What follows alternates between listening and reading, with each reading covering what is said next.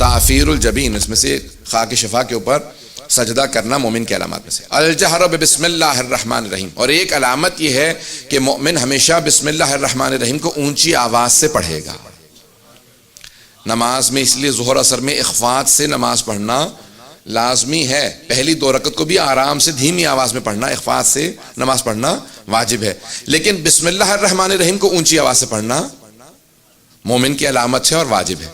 کیوں؟ کیونکہ پیغمبر اسلام اور جناب امیر علیہ السلام اونچی آواز سے بسم اللہ الرحمن الرحیم پڑھتے تھے، اور آپ کی ضد میں، جناب امیر علیہ السلام کی ضد میں، شام والے نے بسم اللہ الرحمن الرحیم کو قرآن سے حذف کروا دیا تھا. اس لیے آج تک بہت سے بھائیوں میں، بہت سے مسلمانوں میں اگر آپ جا کے دیکھ لیں تو ان میں رائج ہے کہ وہ قرآن پڑھتے ہیں لیکن بسم اللہ نہیں پڑھتے.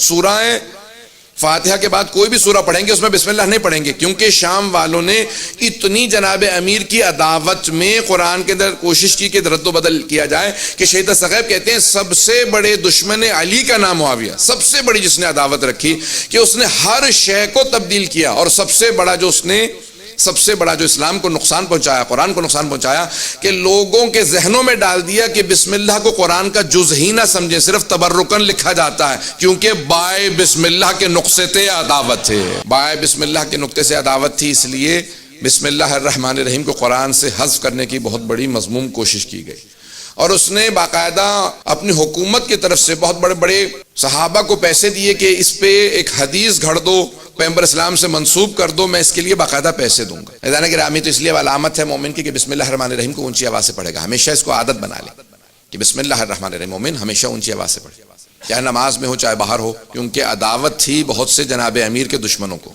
چھٹے امام سے ایک مرتبہ ایک آدمی نے کہا یا امیر المؤمنین، تو مولا نے کہا کہ آج تو تم نے کہہ لیا، آئندہ مت دہرانا. کہا کہ مولا کیوں، کیا آپ مومنوں کے امیر نہیں ہیں؟ کہا کیونکہ ہمارے جد کی عداوت میں بہت سو نے امیر کہلانا شروع کر دیا تھا، اس لیے سارے اماموں نے 11 کے 11 اماموں نے فیصلہ یہ کیا کہ جب بھی امیر المؤمنین کہا جائے تو علی ابن ابی طالب کو مراد لیا جائے. تو کہا اس لیے سب نے فیصلہ کیا کہ جب بھی امیر المؤمنین کہیں تو مراد جناب امیر علیہ السلام کو لیا جائے، اور کوئی بھی ہم میں سے امیر المؤمنین نہیں کہلاتا.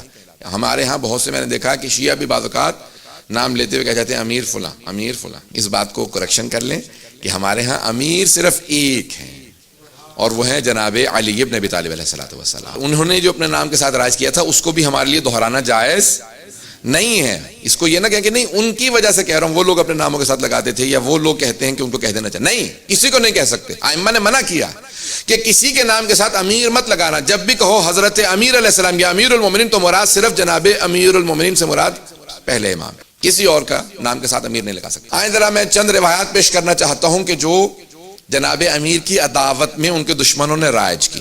سنیں گے اس موضوع کو. عزیزان گرامی، یہاں تک کہ اس نے بہت سے لوگوں کو، صحابہ کو پیسے دیے، کہا کہ یہ احادیث اس مضمون کے متعلق جناب امیر کی ضد میں، ان کی رد میں احادیث گھڑ دیں. بسم اللہ الرحمن الرحیم جز نہیں. اچھا، اور کہ یہ جو آیت ہے نا، بہت سی آیت جناب امیر کی شان میں نازل ہوئی قرآن میں.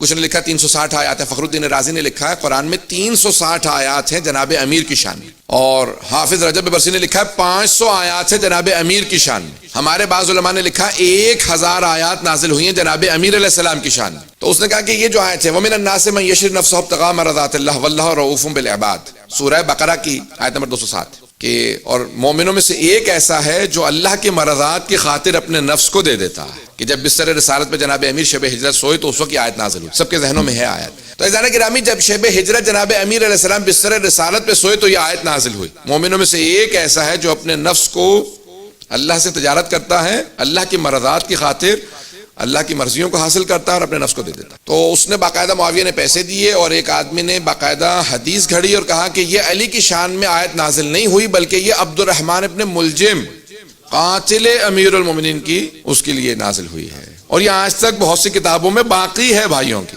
آپ تصور کر سکتے ہیں کہ پیغمبر سے نسبت دینے کے بعد باقاعدہ قاتل امیر المومنین علیہ السلام کے لیے اس حد تک اس نے باقاعدہ لوگوں کے اندر پیسے تقسیم کیے. لوگوں نے کہا کہ اگر پیسے اچھے ملیں گے تو ہم حدیث بھی اچھی طرح سے گھڑ سکتے ہیں. تو عزیزان گرامی، دور ایک ایسا دور تھا کہ جہاں پہ کثرت سے جھوٹی احادیث گھڑی گئیں، اور دوبارہ ایک ایسا دور آ رہا ہے کہ جہاں پہ ان احادیث کو پرچار کرنے والے پیدا ہونے لگ گئے.